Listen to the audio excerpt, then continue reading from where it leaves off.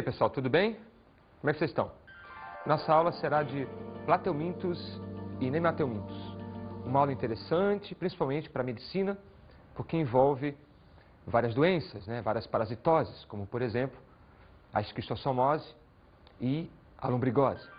Vamos ver, então, as características gerais dos plateumintos. Vamos conhecer, como é que é esse verme e depois vamos conhecer algumas doenças causadas por eles. Observem que eu usei o termo verme. Os plateumintos são o primeiro dos vermes que nós vamos estudar.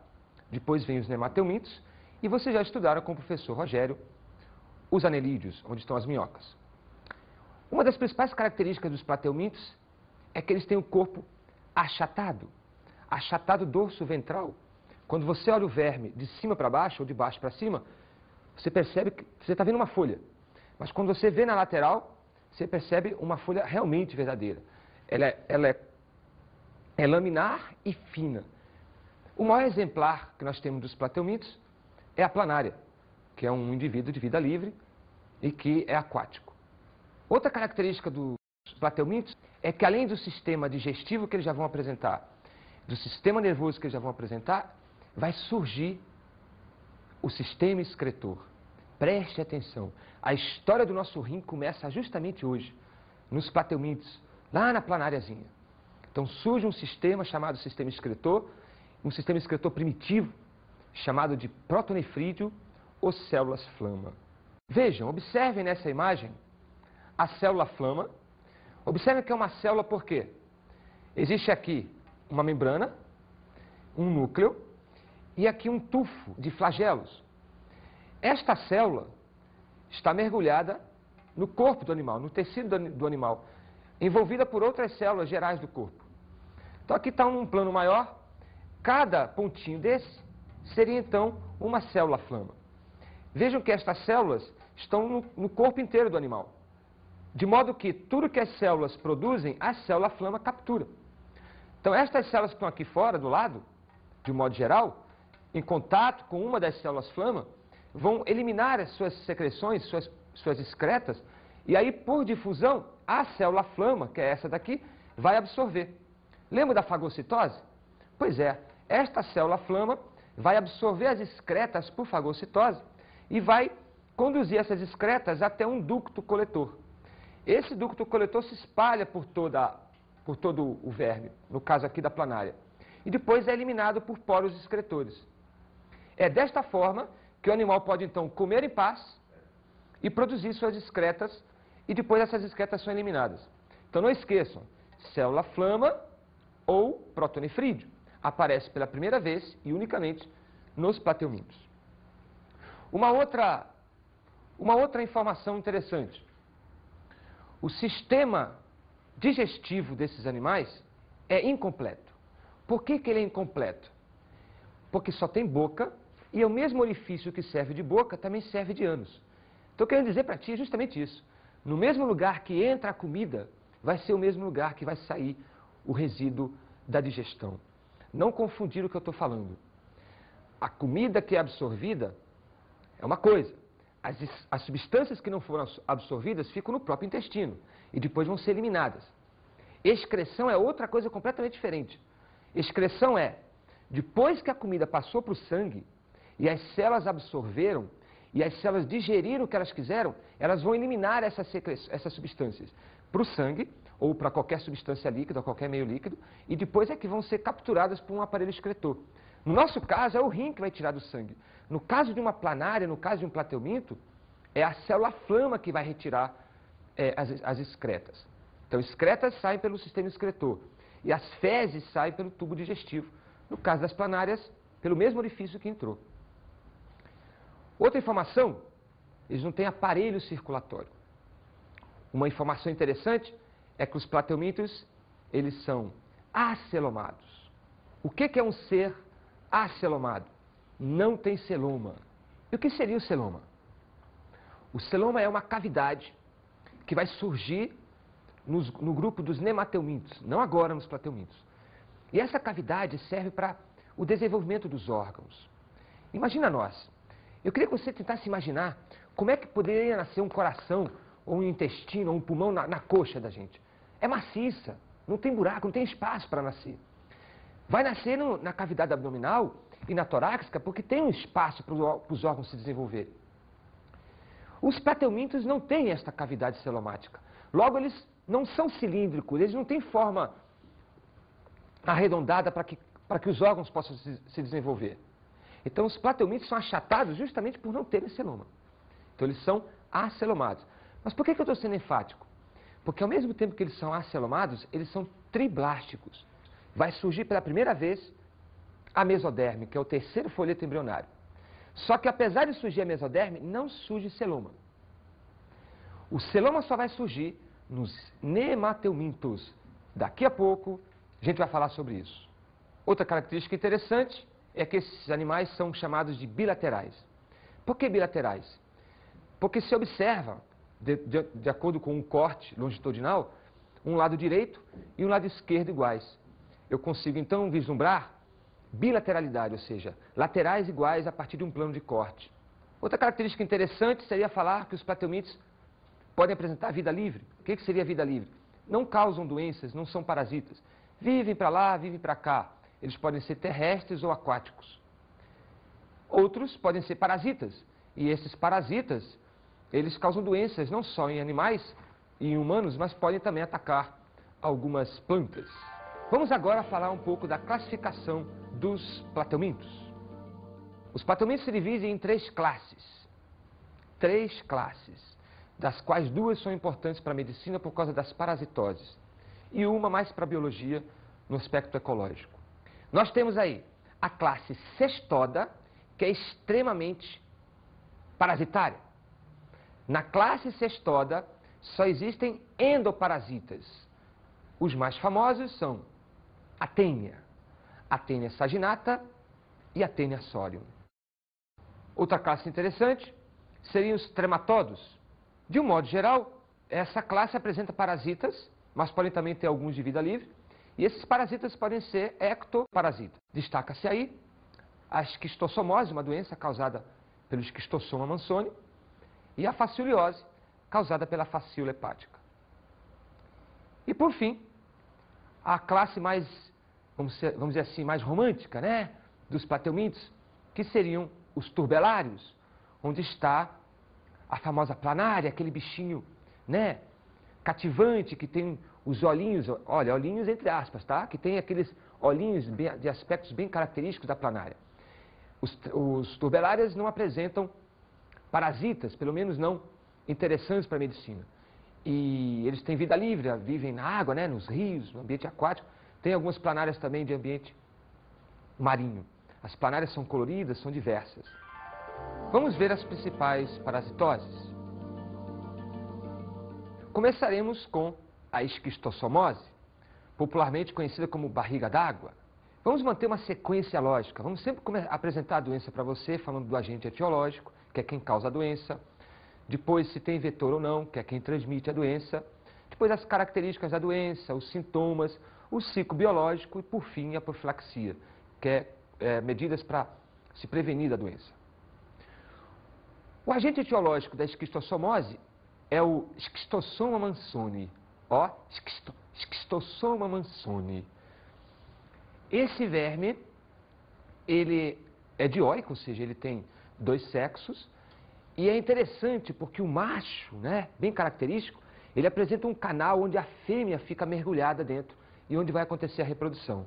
Então, no mundo animal, há surpresas. É o macho do esquistossoma que tem um canal, vamos dizer assim, vaginal, chamado de canal ginecóforo, onde a fêmea, bem delgada e bem fininha, vai ficar ali, dormindo ali naquele canal, e é onde vai acontecer a reprodução. Tudo bem? Então, vem aqui comigo para o ciclo, para a gente poder entender. Vamos entender logo o ciclo, que aí depois fica mais fácil para sacar a doença. Observem que é um ciclo que tem o homem e um hospedeiro alternativo.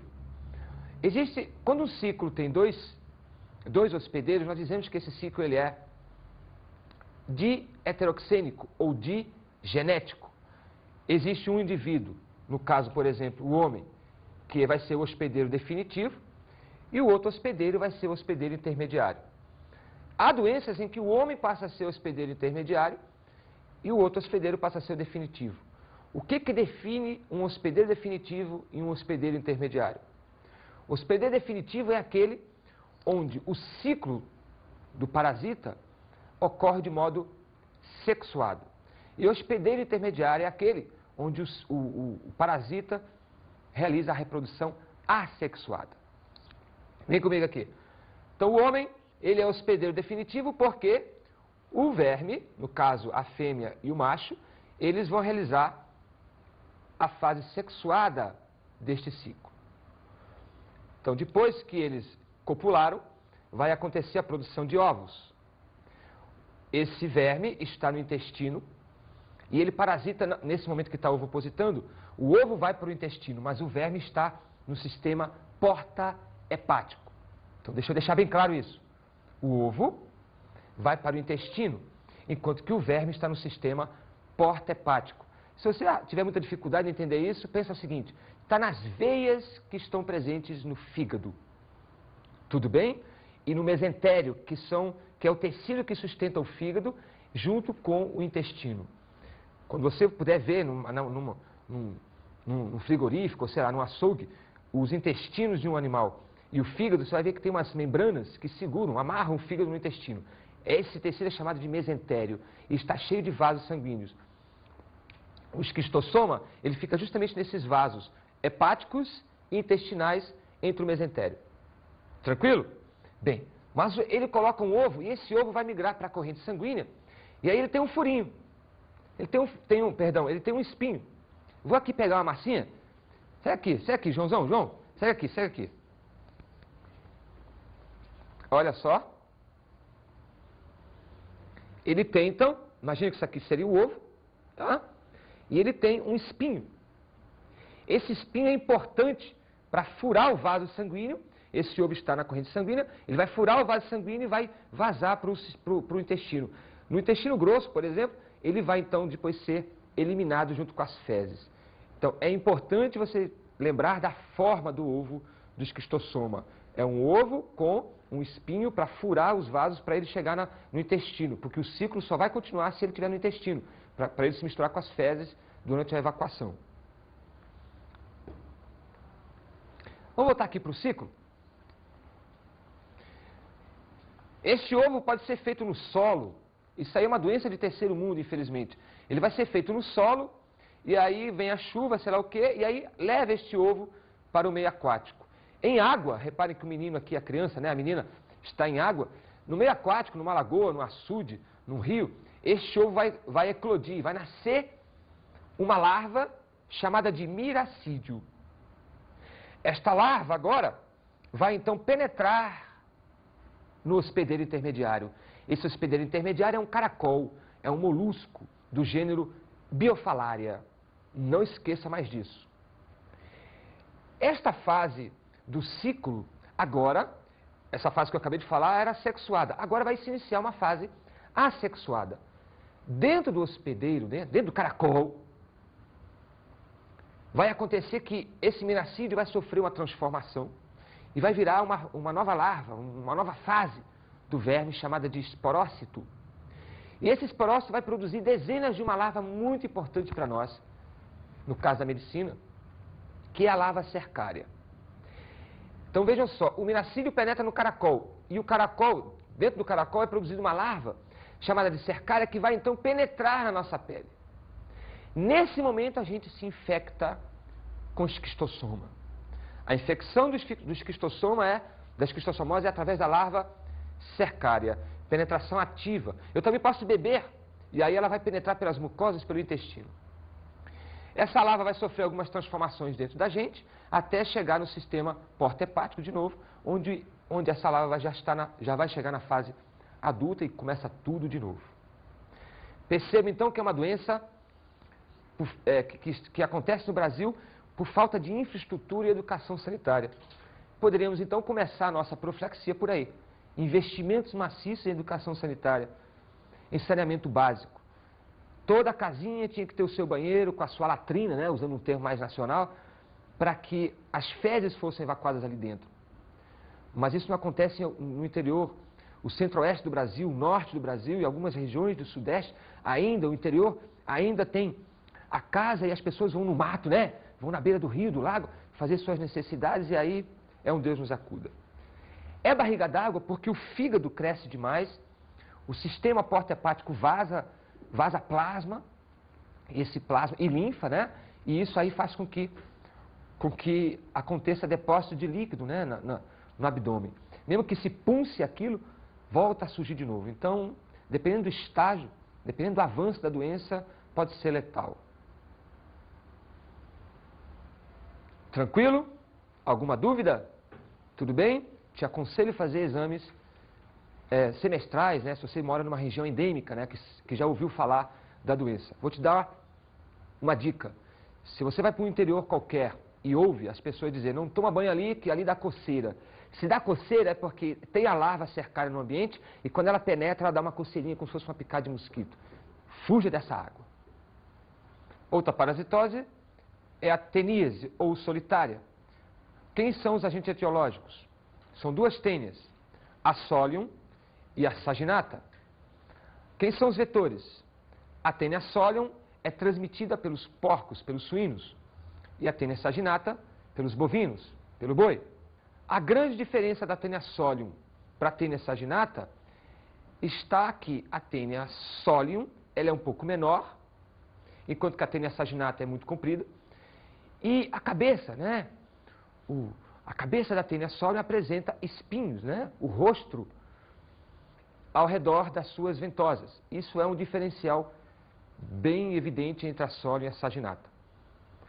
Vamos agora ver o ciclo biológico e conforme a gente vai dando o ciclo, nós vamos então conhecendo detalhes da doença. Para eu conseguir teníase, para eu adquirir a teníase, eu tenho que ingerir carne com a larva cisticerco. Carne com a larva cisticerco. Então, olha só. Existe aqui o ciclo da tênia Saginata e aqui o ciclo da tênia Solium. Então, o porco, por exemplo, o porco vai ter a larva na sua carne, eu vou comer a carne do porco, que não é inspecionada, e aí a larva está na sua carne, e quando eu comer essa carne mal passada, a teníase vai se desenvolver, a tênia adulta vai se desenvolver no meu intestino.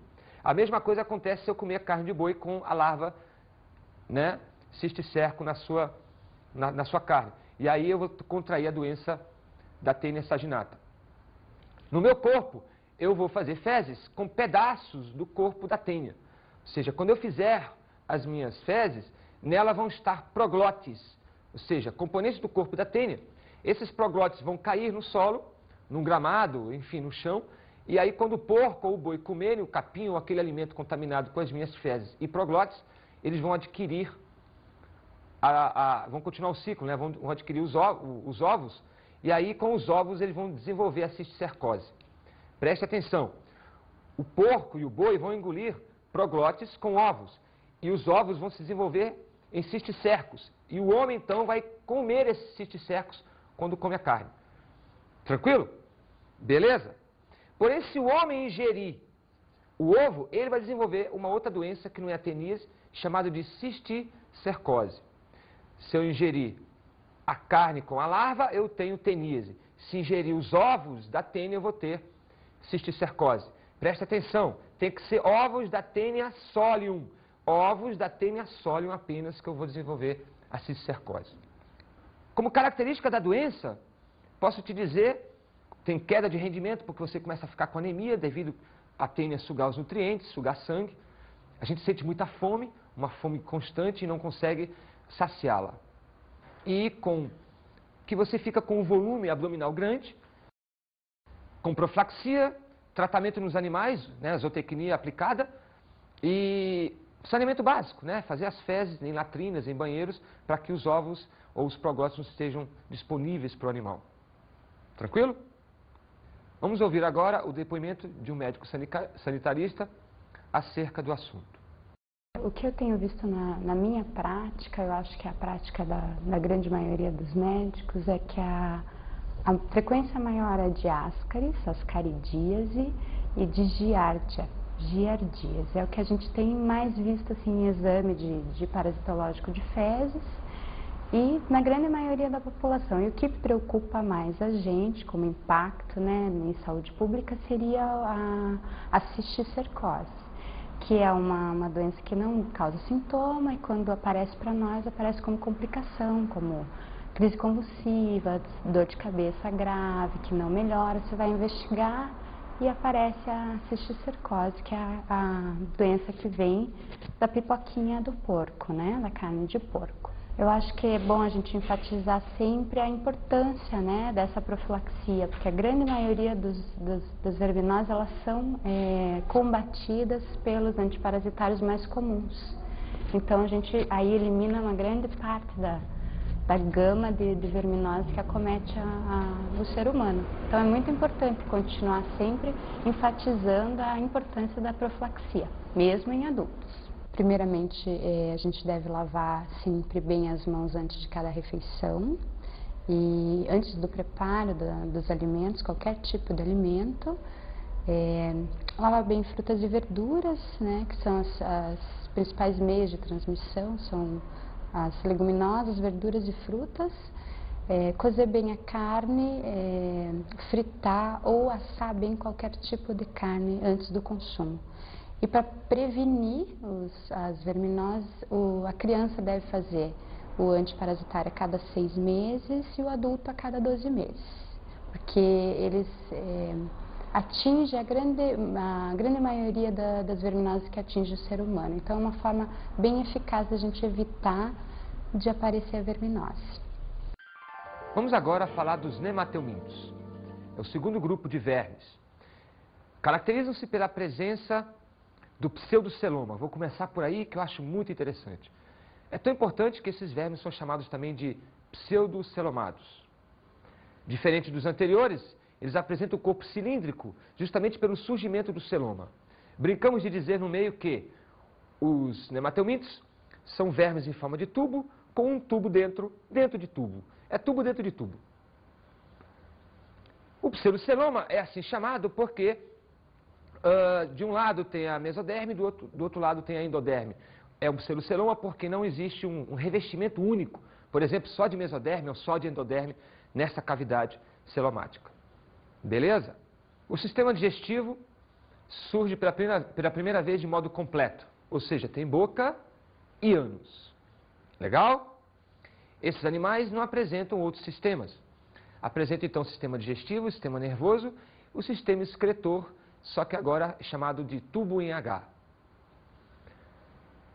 Embriologicamente são chamados de triblásticos, porque apresentam os 3 folhetos.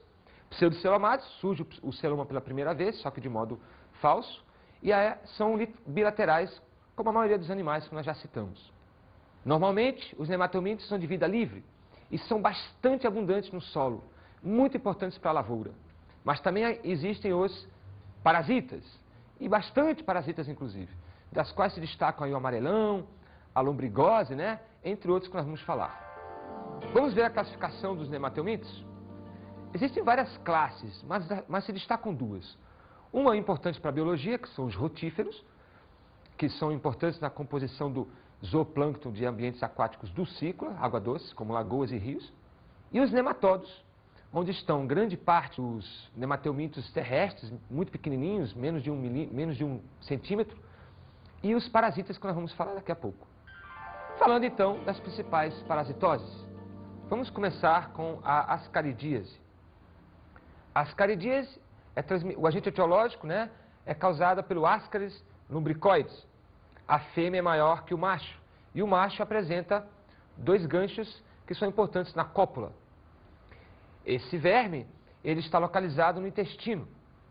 No intestino também ele coloca os seus ovos. E quando nós fazemos as fezes, as fezes vêm com ovos que, por falta de saneamento básico, vão chegar no alimento, como uma alface, por exemplo, né, do hambúrguer da nossa vida. E aí o que vai acontecer? Esse ovo está fecundado, durante o momento em que ele está no solo, ele vai sofrer a formação de uma larva. Nós dizemos que esse ovo vai ser embrionado, e ele tem uma característica típica. Ele é cheio de protuberâncias, cheio de ondulações. Vem aqui comigo, João. Chega aqui rapidinho. Estou tentando botar aqui em 3D para você ver, né, que ele é cheio de reentrâncias, tá? Caracterizando o ovo das caridíase, tá? Vem aqui comigo de novo, João. Vem cá, João. Rápido, João. Olha só que bonitinho. Bem, uma vez que eu vou ingerir o ovo, ele agora vai cair no meu intestino, vai furar o intestino, ou vai pegar uma corrente circulatória, vai pelo coração, pelos pulmões, vai chegar na minha faringe, eu vou sentir uma coceira e vou engolir de novo essa forma larval do Ascaris, e aí sim eu vou ter o Ascaris adulto, o verme adulto, replicando. Esse verme entrou na forma de uma larva pelo ovo, saiu do ovo no intestino, a larva furou o intestino ou pegou uma corrente circulatória de vasos, foi pelo coração, foi pelo fígado, coração, pulmão, até chegar na minha faringe. Eu sinto uma coceira, eu vou engolir essa larva, isso faz parte do ciclo dela, para sim depois chegar no intestino e aí ela virar adulta, realizando a cópula, produzindo ovos e tal, e começar tudo de novo. Tudo beleza? É assim que nós temos ascaridíase. Profilaxia, lavar bem os alimentos que nós vamos comer cru com água tratada, tratar a água potável, água de beber, enfim, usar saneamento básico, fazer as fezes em lugares apropriados, para que a gente não consiga adquirir ascaridíase. A próxima parasitose é o amarelão ou a ancilostomose, ou carinhosamente chamada de doença do Jeca Tatu. O agente etiológico é o Ancylostoma duodenale ou um outro verme chamado de Necator americanus. Esses vermes são considerados um dos maiores hematófagos que causam doenças nos humanos. Nós perdemos mililitros de sangue por dia, daí contraímos uma das maiores anemias conhecidas causadas por vermes. Vamos então conhecer o ciclo, considerando que esse verme não tem vetor, tá? Observem o ciclo do amarelão. O ancilóstoma está no intestino delgado. Depois migra para o grosso, onde vai colocar ovos. Esses ovos vêm junto com as fezes. De novo, sem saneamento básico, essas fezes vão ficar no solo. No solo, esse ovo vai produzir uma larva que vai nascer desse ovo. Essa larva agora vai se chamar uma larva rabditoide. É uma larva de alto poder de infecção. E quando a gente está descalço ou sentado no solo contaminado, essa larva, então, passando para a fase de filariose, vai penetrar na nossa pele. Então, preste atenção. Eu tenho o ovo, que vai germinar uma larva intermediária chamada rabditoide, de alta capacidade de infecção. Ela vai se estender até a fase de filário ou filarioide, e aí vai penetrar na nossa pele. Penetração ativa. Não confundir com esquistossomose. Lá na esquistossomose eu estava em água e havia penetração de uma cercária. Aqui eu estou em solo e vou ter a penetração de uma forma larval pela pele. Tudo bem? E aí o mecanismo é igual ao da ascaridíase. No intestino, vai furar o intestino, vai chegar numa corrente sanguínea, vai pelo fígado, coração, pulmões, eu vou sentir uma coceirinha na minha faringe e eu vou reingerir essa larva e aí no intestino ela vai se desenvolver adulto. Beleza? Este ciclo que é sair do intestino, ir pelo fígado, pelo coração, pelo pulmão até a faringe, tanto na ascaridíase quanto no amarelão, é chamado de ciclo de Loss. Bibi, você sabe por que chama-se doença do Jeca Tatu? Pois é. Na era Vargas, houve uma epidemia de ancilostomose pelo Brasil e o Getúlio Vargas pediu para o seu amigo Monteiro Lobato para criar uma campanha. E o Monteiro Lobato criou então o personagem Jeca Tatu, bem típico, bem colônio, onde andava de pé no chão. Então, dessa forma, eles conseguiram conscientizar a população de adotar a melhor medida profilática, calçar sapatos, chinelos, sei lá o quê, para evitar a penetração da larva. E aí o Jeca Tatu ficou conhecido no Brasil inteiro e hoje, junto com o Zé Gotinha, são os maiores exemplos de uma campanha bem-sucedida. Vamos agora falar sobre a filariose, ou também chamada de elefantíase. Essa doença é causada pelo agente etiológico, pelo verme Wuchereria bancroft, um dos nomes que eu mais adoro na biologia. Existe um vetor que transmite essa doença. No caso, um mosquito do gênero Culex. Esse mosquito, ao estar contaminado na sua probóscide, que é o seu pico, quando ele pica a nossa pele, ele transmite a forma larval da filária, a forma larval da Wuchereria, que é a microfilária. Essa microfilária vai agora migrar pela corrente sanguínea e depois vai se estabelecer na corrente linfática e lá vai virar adulto. Venha entender um pouco melhor aqui no ciclo biológico. O mosquito, ao picar, ele vai absorver, junto com o sangue, as microfilárias. Essas larvas estão na superfície, na corrente sanguínea da superfície. Por que isso? Isso é importante saber, porque durante a noite elas migram para a corrente circulatória superficial, mas durante o dia não. Elas estão na corrente circulatória mais interna. O mosquito tem hábitos noturnos, então ele vai picar justamente à noite. É importante saber também que se você fizer coleta de sangue para descobrir se você tem filariose, durante o dia o teste vai dar negativo. Então não adianta coletar sangue 8, 9 horas da manhã ou 5 horas da tarde, que vai dar negativo porque você não vai capturar as microfilárias. E as filárias, os adultos, estão na corrente linfática, você não pega. Beleza? Então vamos lá. Agora, dentro do mosquito, essas microfilárias vão passar por alguns estágios e novamente vão migrar para a probóscide, né, para o pico, né, para os lábios do mosquito. E quando ele agora, contaminado, picar o homem, ele vai contaminar o homem com microfilárias. A microfilária contamina o mosquito e a microfilária contamina o homem. Uma vez dentro da gente, essas microfilárias agora vão para a corrente sanguínea, da corrente sanguínea vão migrar para a corrente linfática, né, o sistema circulatório linfático, e aí lá essas microfilárias vão virar vermes adultos, vão virar vulquerérias. Essas vulquerérias se multiplicam e vão entupindo os vasos linfáticos. E aí se desenvolve um quadro clínico interessante. Incham-se os membros, como pernas, como braço, como escroto e como mamas. E aí o que vai acontecer? Essa situação, né, de hipertrofia desses órgãos, devido ao excesso desses vermes, determina o quadro clínico de elefantíase. É importante salientar que nem todos que têm filariose têm elefantíase. Cerca de 10% das pessoas que têm filariose vão desenvolver um quadro de elefantíase. É uma situação praticamente irreversível que causa incômodo social por causa dos aspectos estéticos. Quais são as medidas profiláticas para essa doença? Claro, é evidente que é eliminar o mosquito, não deixar o mosquito ter contato conosco. Daí usar mosquiteiros, telas, etc. Usar inseticidas também é interessante. Cuidado só para não ter intoxicação, né? 10 minutos antes, 15 minutos antes de você ir dormir, por exemplo, jogar lá um inseticida.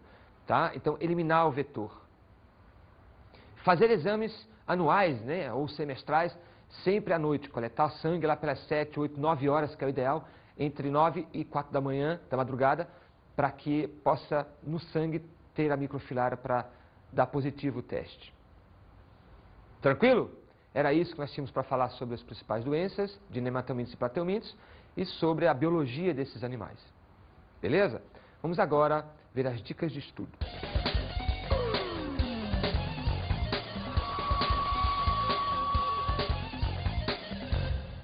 Como dica, te sugiro que você vá a centros de saúde ou postos de saúde público e busque aqueles panfletinhos, aqueles informativos sobre as principais parasitoses da sua região. É importante que você fique por dentro das principais doenças que estão na sua região para que você possa se prevenir. Profilaxia é o melhor remédio. Até mais e bom estudo.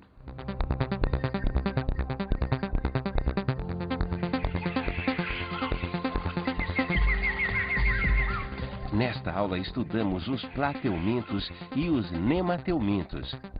Os platelmintos são vermes achatados e que se destacam pela presença do sistema excretor do tipo células flama. Os nematelmintos são vermes cilíndricos e que se destacam pela presença única do pseudoceloma. E também estudamos as principais parasitoses. As principais parasitoses dos platelmintos são a esquistossomose, que se adquire pela larva cercária, e a teníase, que se adquire pela ingestão de cisticercos na carne contaminada. As principais parasitoses de nematelmintos são a ascaridíase, pela ingestão de ovos contaminados em alimentos, o amarelão, pela penetração de larvas, e, no caso, a filariose, pela penetração de microfilárias durante a picada do mosquito Culex. Bons estudos!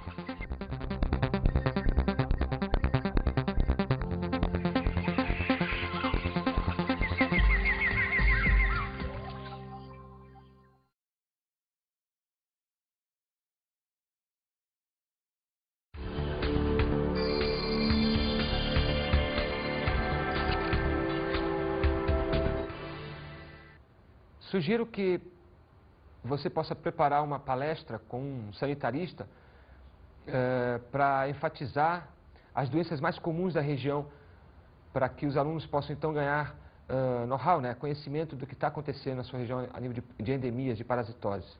E sugerir que façam os exercícios, que exercícios melhoram, otimizam o aprendizado.